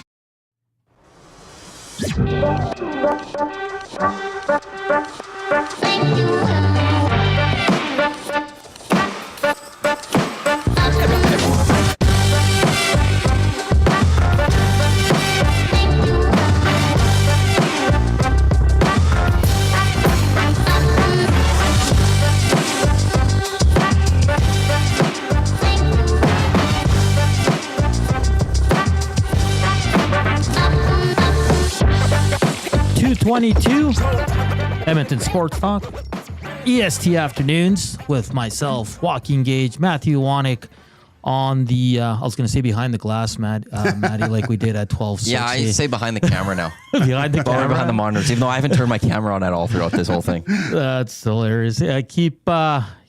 Keep chiming in at the Paris Jewelers inbox. That's 780-218-9999 or on the Nasty Chat on YouTube. Remember, you can listen to us on EdmontonSportsTalk.com, TuneIn Radio, iHeartRadio, or watch on the EST YouTube channel. We're ready for Dave. Nope. We're still waiting for Dave Pagnotta. Waiting for him to connect. Yeah, he should be connecting at any time here. So we'll get more into Leon Draisaitl and see what's coming up for the Elks. The Edmonton Oilers in terms of what's next. Yeah. What are they going to do with this decor? Are they at all concerned? Or are they going to let the season play out? Because it seems like that's the plan right now, Gager, is to just see what they have. And yeah, I think that's what they mentioned. Stan Bowman mentioned where they want to see what they have first. I think that's responsible too. You don't want any knee-jerk reactions to start the season. You want to get it as right as possible. Thanks to everyone with the nice comments and the Paris Jewelers inbox. 780-218-9999. So I'll be honest. It's all about Hernan. That's fine. Whatever. I'll be honest, Gager. It's like, and I think I'll get used to it as I go, but it's really hard to keep track of. I know. Keep flooding in. There's some really good ones out there, and we'll get it. But there's no way. 184 thumbs up, which is awesome. Quite impressive. Thank you, everyone. If it'd be super to get to 200 for that first show. So if what do they do on the morning show? Changing. Changing. If we can change 200, that would be. I think Maddie's looking for it. So we've got. It's got to be on those boards somewhere. It's got to be on there. So if we can get that I know my mom's in there. I don't know if she knows how to do that though. So yeah, I got like my sister, my niece, the girlfriend, my nephew. They're all chiming in here. Yeah. My parents are on there, but I guarantee he doesn't know how to use the chat. yeah. I know. Yeah. So, it's great, the support. I really appreciate it. I mean, it's, I think we'll get into in the last segment, but everything came together pretty quickly, and very appreciative of Maddie and Dusty for giving us this opportunity to. Changing 500. There it is. Changing 200. Maddie, Dave says he's good. I don't know what's going on your end. Is it there. phone or is it going to be video? Video. Because he hasn't clicked the link. Okay. Well, let me see here. Well, just to get back into the origin stories of this, I remember I first saw the putting it out on Twitter, looking for personalities to come on 1 to 3. Yeah. And I was here, and I asked Matt, I go, hey, is this real? And he goes, yeah, it's real. And I go, oh, cool. You're going 1 to 3. And he says, yeah. He goes, and then Maddie goes, you should apply. And I thought Maddie was just like kidding. Yeah. I'm like, okay, yeah, whatever, Maddie. And then weeks later, Dusty calls me into the office. Yeah. Like, hey, Gage, come in here. And then he said, shut the door. And I was like, oh my God, like, what's going on in here? And then, he asked, and then said, hey, Hernan's going to join you. We'd love to have you as the co-host. Yeah. And I said, well, let me talk to the boss. And I barely got it out of my mouth before she said, you do it. Yeah. You're around the house too much as it is. So, no, it's great. I'm really excited. Awesome. Great start to the, I know it's not fall, but once it hits September, isn't it fall? This is now fall. It's fall, right? So, yeah, fall season, changing of the leaves. Hernan and I've got you from 1 to 3 moving forward. I love all the comments, guys. This is quite humbling, actually. Everybody's saying that there's something great to listen to from 1 o'clock on now, and just wait, because the big show's coming up next too. And gosh, you should see Reed back here. Like, he's pacing. He's like a horse in the pen. You know, he's ready to ride. I've listened to him like throughout the years, like, and then getting to sit there and kind of just chill with him. And he's great, and I look forward to his show as well. Like, it's going to be fantastic. Every show here is fantastic. Yeah, it's really, really good. I do have just one thing to say on Gager's story to also add on. Is there was also a day where I came in after the morning show, and you said to me you didn't know if I would be interested or like be okay with you hosting a show. I said that. Yes. Oh yeah, I know. Yeah, you were like, I didn't know if you would like it or approve of it. Like, you were like worried that I was gonna be like, no, I don't want Gager on the air or something. That's where I had to bring up, like, hey, I know I specifically asked you to apply. No, but you also said I've worked with a lot of people before and molded them, and I'm like, oh geez, I'm a rough piece of clay for Maddie Owanek. Yeah, it's been great. Yeah, same with me. I kind of reached out and said, what is this about? What are you guys cooking up here? Like, I have to inquire. And then one thing led to another, and now we're here. And I love, Doug Dad says, all my burners already smashed. The thumbs up. And I've seen this a bunch of times. Smoker in the heat, 1, 2, 3 on EST. I love that, because you're always talking about your smoker. Well, no, that's my nickname, actually. That's the only people like from back in Kitsilano call me Smoker, but some of my old friends. Oh. Yeah. But I think we got David Pagnotta. He's in the bullpen ready to go. David. Hey, thanks how we doing, boys? Thanks for joining us. You're not first. You're our second guest on EST. We tried to get you earlier. We know you're a busy guy, but thank you for joining us, and thanks for breaking the huge news. You've made a lot of Edmonton Oilers fans very happy today. Tell us a little bit about how this happened. How did you hear about it? And overall, what do you think of the signing and the term? Yeah, I mean, look, first of all, obviously it's a big commitment by Leon, no question, to get this locked in, to commit to the team, to the city, to everybody for 8 years. had been going back and forth for a while, discussing a lot of different options. At the beginning of summer, it sounded like it was more geared towards 3 to 5 years.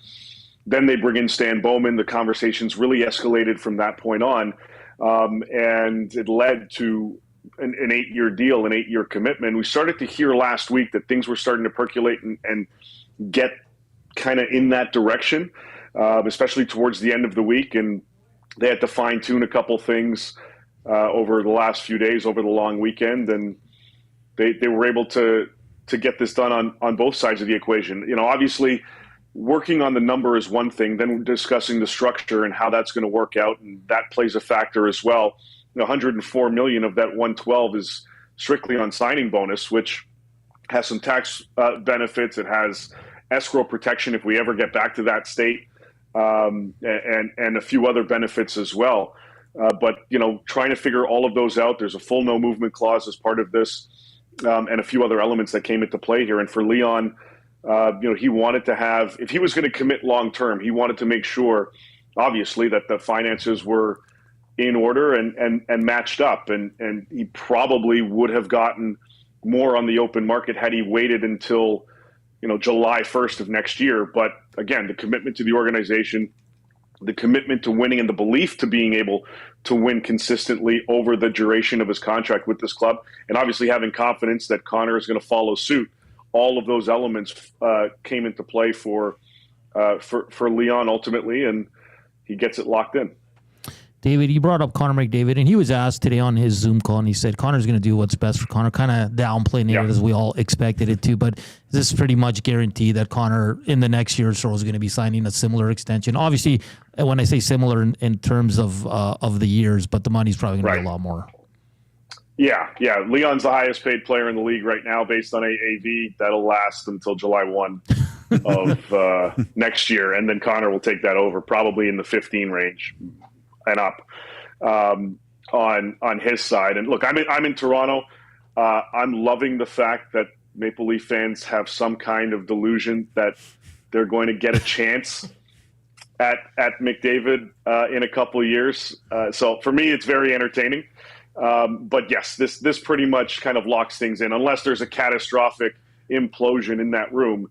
Connor's going to be here for another 8 years once this deal expires. It's just a matter of figuring that all out financially. I think they understand what the ballpark is going to be, and then when it comes time to it, they'll get to the nitty gritty and again go over structure, go over bonuses, go over all that fun stuff. But it's pretty much a foregone conclusion that that's going to happen. Connor will be locked in. It's again just nobody needs to start to speculate on this team or that team, and nobody needs to speculate that it's not going to get done. It will. It's just it can't happen until next summer. There's really no other reason to start bringing up any type of potential speculation. Connor's going to be an Oiler for now, I guess, the next 10 years, but officially that'll happen next summer. David Pagnotta with us from the fourth period. David, we were discussing some other key pieces of the puzzle for the Edmonton Oilers, namely Evan Bouchard. You mentioned the structure of what Connor McDavid's contract's going to look like. We were tossing around the ideas of a possible another bridge for Evan Bouchard. Will he wait and see what the Cale Makar landscape looks like and time his contract kind of around that time and look at possibly more towards, I mean, depending on what Makar signs for, it's getting into that Leon Draisaitl stratosphere. What has to happen for the Oilers to get that big deal done as well? The benefit to, and I know there's a bit of a narrative for some reason today of, okay, well, Leon's got 14, Connor's going to get 15 plus. How much money are you going to give the big boys, and how much is going to be left over? And Stan Bowman kind of addressed this a little bit today. The cap's going up. It's going to continue to go up. The cap in a year from now will go up another 5%. Give a little. It's not going to take. It's going to go at least 5%. That's the max that the cap under the current CBA can increase every year, unless both sides agree to it. It went up a fraction over 5% this year, but both sides were like, "Yep, no problem." it'll continue to increase at that point. Next year's cap is going to be 92, 93. And then it'll go up another 5% after that. And then we're going to start to see expansion, and we're going to see all that other stuff. The league's on a very high trajectory in terms of revenues. And, that's a great sign. Now, all of those are going to play into the next CBA, and there will be some amendments and whatnot, but there's nobody on either side of the equation wants to derail any type of momentum that's currently going on. And because of that, again, the cap will continue to increase. They could go in, with respect to the Oilers and Bouchard, in a short-term facet just to get a better picture once Connor's locked in, and to get a better idea as how significant the cap will continue to increase, and then go full term. They could go full term now with that assumption. So I don't think there's really any concern whatsoever with respect to getting Evan Bouchard locked in, providing he continues to play at the pace that he's playing at, and then they'll have to pay.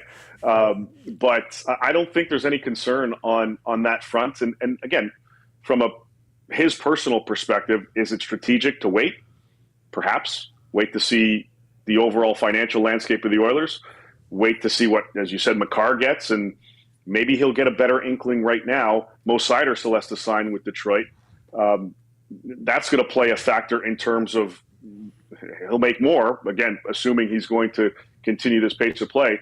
So there's really no rush and no concern on either end to get him kind of locked in. And again, from a financial perspective, the cap's going to continue to increase. The wages are going to be based on percentage of cap for your top guys. They'll fill out the other areas, and Bowman and Jackson and everybody within management will continue every summer to look for those specialty deals like they did this summer with the guy like Jeff Skinner, for example. Dave, looking ahead to this season, a lot, with the offer sheets, losing Broberg, trading CC, letting Vinny just walk over onto Vancouver there. Are you hearing what's the latest on the Oilers decor? Is it just simply going to be PTOs right now? I think they're looking at some options. I think from that perspective, I know they've talked to Tyson Barrie and his camp again to get an idea that if that's a potential fit in a little bit. I don't think it is right now, but maybe there's a hole, and maybe he fills a depth kind of role coming back to the Oilers. Obviously, there's familiarity there, and he was a great guy in the room. I don't know if that's the type of player they really want at this point, but at least they know it's an option, and it's not going to cost them big bucks. And it doesn't sound like they're in any rush to make any knee-jerk reaction with respect to the blue line. I think they're comfortable waiting. The kid whose name I totally forgot that they got in the CC deal from San Jose, there's familiarity there with the coach. So there's already a bit of a trust factor there. It wasn't just by accident that he was thrown into the deal. So I think they're going to just kind of ride things out. If something falls into their lap, they'd be silly not to pursue it, be it a free agent potential or another trade option. But they're going to kind of continue to comb the market, see what kind of potential deals are out there. And if this is the current decor that they're going to roll out with at the start of the season, it sounds like they're comfortable with it. David, thanks for joining us today, being our second guest overall on our new show on EST and Afternoons. Where can people... And by the way, just congratulations on the show. Nice. We've been waiting for it to get going. So good job, boys. Thank you very much. Where can people get a hold of you? Where can people read your stuff and see some of the stuff you're getting out there? Yeah, now that we're entering camp zone, we're back on track with the fourth period. So thefourthperiod.com. Check all that out. I'm on X/Twitter, whatever we're calling it. Instagram, all that fun stuff, and as well on Sirius XM NHL Network Radio on weekends. On Saturdays, our Hot Stove program returns, and if you're in the United States and you get the NHL Network TV side of things, I'll be on there throughout the week as well, between now and I guess the end of the season. Perfect, David. Well, thanks for joining us today. Let me know when you're back in town, and we'll go over to Tommy's again and have a chat. Grab a there we go. Yes. Yeah, Tommy's inviting, so yes, a couple couple, Gatorades and everything. Got to stay hydrated. Keep those electrolytes flowing. That's what I always say. That's it. Thanks, David. All right. Thanks, boys. You know what's better than Gatorade? Coconut water. I'm on a coconut water. Really? Yeah, I drink that like every day now. It's Oh, great. really? Yeah. Have you tried? I've tried coconut water. I just drink normal water. I don't need the coconuts in there. It's expensive, too. It is. It's a natural laxative, too. So. It was great having Dave Pagnotta on to break it down, and he did an excellent job breaking down that Bouchard. He's becoming like a real big insider too. Like he's breaking some pretty important news now. It's great to have one of those guys kind of in your stables, and hopefully he's a regular contributor on the afternoons with us here and breaking some news. It's great. It's great. You were back in the day, wasn't what show broke the news? Like, was it JMO's show that kind of broke it mostly? Yeah, because it was like Maddie would know best, right? Because I think it was usually out just after the lunch hour news and break. So Maddie and JMO always got the good stuff. Well, hopefully we'll be. Maddie, is that correct? Well, people. Low Tide would always say the breaking news is coming at noon. But part of that being it's because that's when Stoff's show was on. Yeah. Yeah. So like the Oilers, their radio show was Stoff's show, and we always just went, well, of course it's going to happen before Stoff's on the air, so that he could talk about it. Yeah. I loved Stoff's little tweet too, like with the smiley glasses emoji. Didn't know Stoff's game. You know what? Just say it, man. I know. Stop toying with us, because every time I see it, I'm like, hey, something's coming. And I'm very happy it came out today. Obviously, because it was our first show and it made it. It's pretty easy to talk about. Pretty easy to talk about. But we got Gage. We're almost done here. It's almost time for the Reed Wilkins show with Jay Milne. Their first show coming up here as well, and I know they got excellent guests as well, and a lot of fun stuff. But Gage, we're almost done here. We got one segment to go. Yeah, this has been a pretty quick 2 hours here, buddy. That's a good sign, I think. I am pretty sweaty though. Oh yeah, it's a little hot in here. Little moist in here right now. It was funny because when at least when I was a kid, like Labor Day game was like my favorite. And I'd get so jacked up, but as soon as it ended, it was nerves and overthinking because you're going to your first day of school. And it's the same thing as like going to your new job. And I went shopping, and it was, did you? Yeah, it was funny. It was like, I'm like a kid. I'm buying school clothes and make sure I look good on the camera and all that. But that's great. Yeah, you look great. Someone actually said they thought we shopped at the same place because we're wearing the same thing. Yeah, we're really original. We're Black real t-shirt. original. Yeah. All right, coming up next, we'll close out the show. We'll also talk about some fun stuff we're going to bring to the show, and we hope to add as the weeks go on here. We'll close it out. We'll set you up for Reed Wilkins. But first, here's Matthew Wanick in a sports update.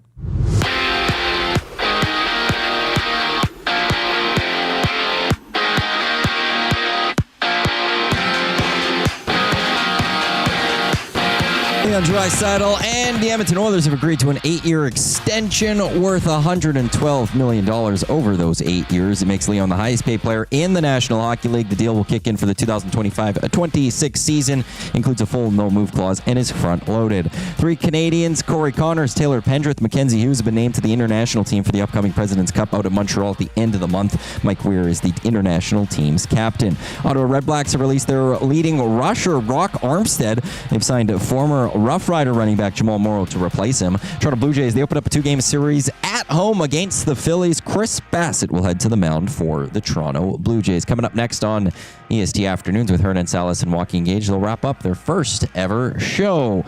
I'm Matthew Wanick. You're up to date. Get to know the winners, props, plays, parlays, and more with Nielsen and Hustler. Weekday mornings at 11 on The Lock Shop. Only on EdmontonSportsTalk.com.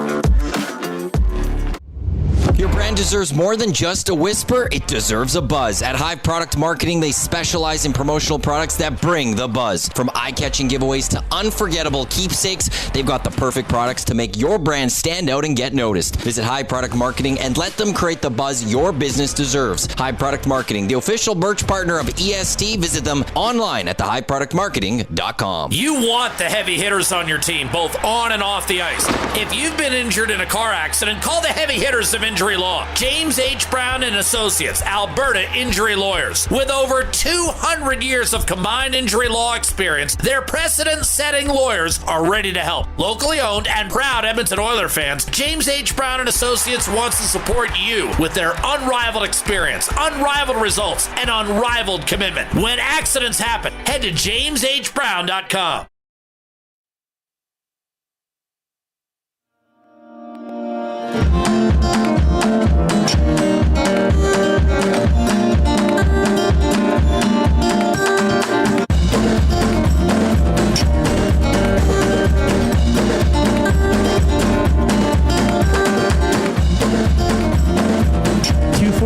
Here in the City of Champions. Yes, I'm going to continue to call that. It's always been the City of Champions for me. Welcome to EST Afternoons. Final segment here. It's been a great show.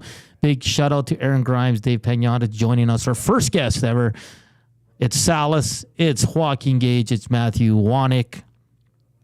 Looking forward to doing this on the regular. It's when I was talking to some people from the Elks, and they're like, yeah, you're talking sports for a living. Like, that's pretty cool. That's not bad. Not a bad gig.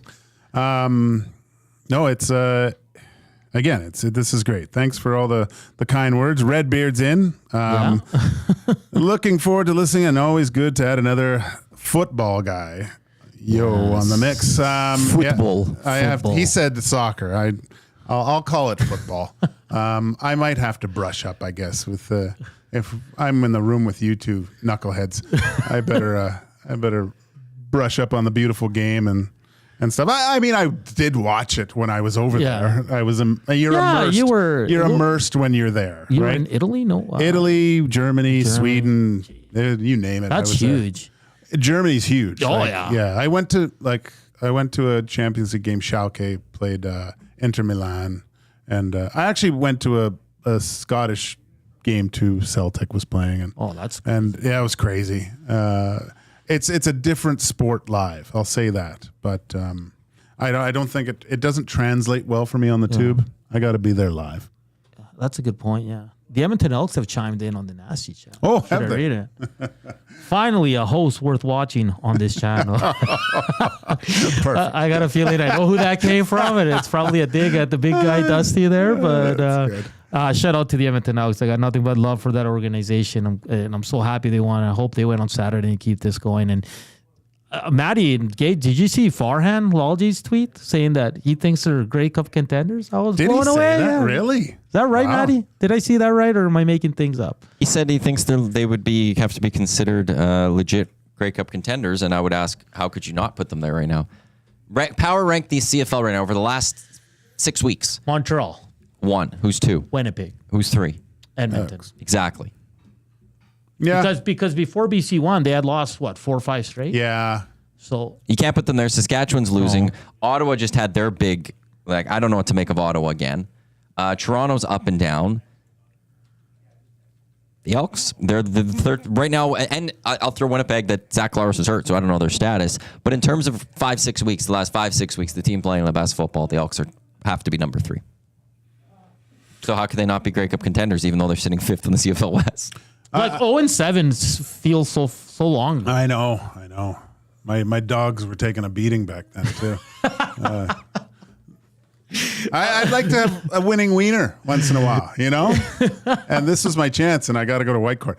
But for the celebrity tournament, yeah, for the with all those celebs that are going to be there.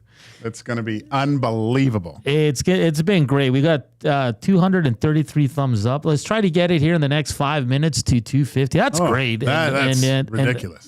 Thank you everyone for watching, tuning in, sending texts, personal texts we're getting from family and friends. My boy at the Elks too says the good thing about you being on radio, you don't have to fly anymore. I was like, yeah. Oh, you hate flying too, right? Yeah. That's hilarious. I love guys that were scared of flying.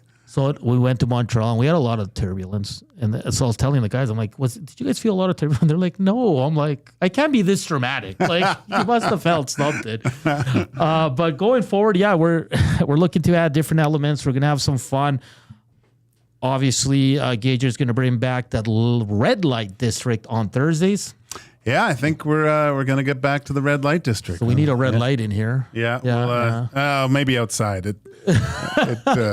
It does turn on every so often. Does it? That light. I think just the horn. I don't think the light. Sometimes I can get it going. If you Like a goal light here. Before the segment starts, we just hit the lights and it's just that. if and it's you do a behind little me, dance. I might hit the ground and start sucking my thumb in the fetal position. That thing went on a lot. We're gonna have some fun with that. That's gonna be Gage's thing. I don't know if he's just gonna bring up stuff from his life or just different situations or topics, which we look forward to. On Wednesdays, we will bring back Hernan's World. Oh, that's which big. will be fun. Which was always like a top 3 or kind of keep it or clip it like we used to do on Two Guys back in the day. So it's we're gonna bring those 2 elements back. We're hoping to lock down some regulars. Aaron Grimes will join us every Monday at 1:40 to talk NFL and CFL, and we'll continue to add to the show. You let us know too. What would you like to see us do here? Obviously, we're going to touch a lot on the Oilers, on the Elks, NHL, CFL, NFL, NBA. It's go all all over. starting. F1. Yeah. As your the red light district covers it because lights out. They're red lights too. That's, so we're looking to have a lot of fun on this show, and I'm excited, Gage. I was telling you, I think when Dusty announced it, like I grew up watching you. Like I was looking, there's a picture out there of what year is that picture? Team picture of the 2001. 2001 picture of the Edmonton Oilers. Tommy Salo, Seeger's there. My favorite, Frank Musel. Frankie Musel. That guy could ride a.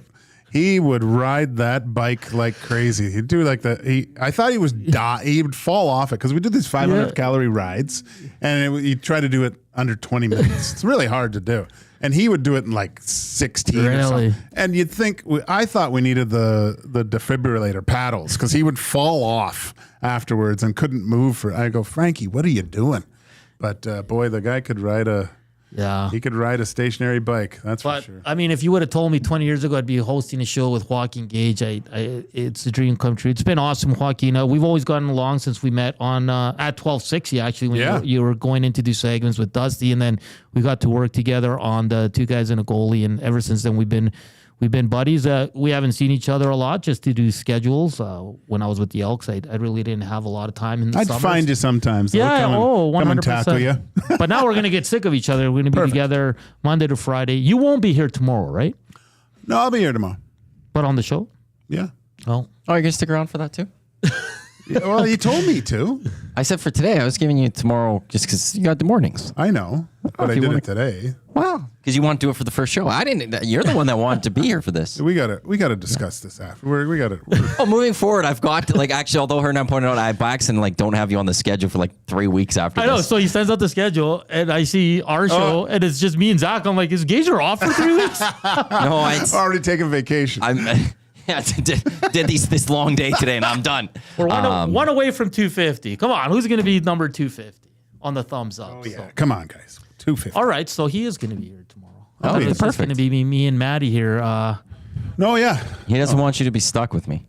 No, Maddie. No one wants to be stuck with me. Maddie's my guy. He's great. Yeah, we got to give the people what they want. People what they want. We don't have the show planned tomorrow, but I'm pretty sure we're gonna go NFL as the season kicks off. On NFL on Thursday.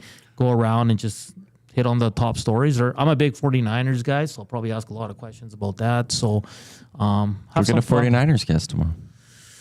Well, let's go NFL because I don't want Gager to, I can. Who's your NFL team? Do you got one? Well, I kind of liked the Eagles last year. I don't mind the Niners. It was kind of my team a little bit. I was a Joe Montana. I went to, Clark. Who was the big tight end for the back in the day? Dwight Clark. Caught the pass from Montana. Mm-hmm. They had corner. I went to his restaurant. Really? Yeah, had a Dwight Clark's shirt. I would, the 49ers unis are the most beautiful unis in sports. I think they're ridiculous. I've been to Candlestick, the old Candlestick Park. I could be swayed. We could be a 49ers segment on there. So wow, maybe, look at that, eh? Maybe they're good. Kittle, I could. Debo, Ayuk. Ayuk now. We'll see. I know a lot of people in the Nasty chat are very, very happy that there's going to be more Niners talk on here. I'll try to keep it, you know how it is. But yeah, 255 likes. The viewership's been awesome. Your words, your kind words on the inbox, Paris Jeweler inbox, and on the Nasty chat's been great. Thank you for all the support, and we look forward to bringing you the smoke and heat Monday to Friday here from 1 to 3 p.m. Maddie, thank you for sitting in. You'll be sitting in with us all week, and it's nothing like working with a guy that's there's no bigger pro than Matthew Wanek behind the glass, is there? Yeah. I'm going to keep my amateur status. I don't know if we're going to get to the Olympics one day. Right? As a broadcaster? No? No. But thank you so much. We'll all get there. We'll all get there? Yes, don't worry. We'll build everyone up. A little bit better than Ray Gun, though. Yeah. But coming up next, it's the Reed Wilkins Show with Jay Milne. Stay tuned for that. It's going to be 3 to 6. They got a lot of cool guests. It's going to be a great show. Thank you for tuning in to the first ever EST Afternoons with myself, Hernan Salas, Joaquin Gage, and Matthew Wanek. We'll talk to you tomorrow. Damn, that feels good to say. Wake up with the Nielsen Show with Dustin Nielsen and Lieutenant Eric. Weekday mornings 6 to 9 on EdmontonSportsTalk.com.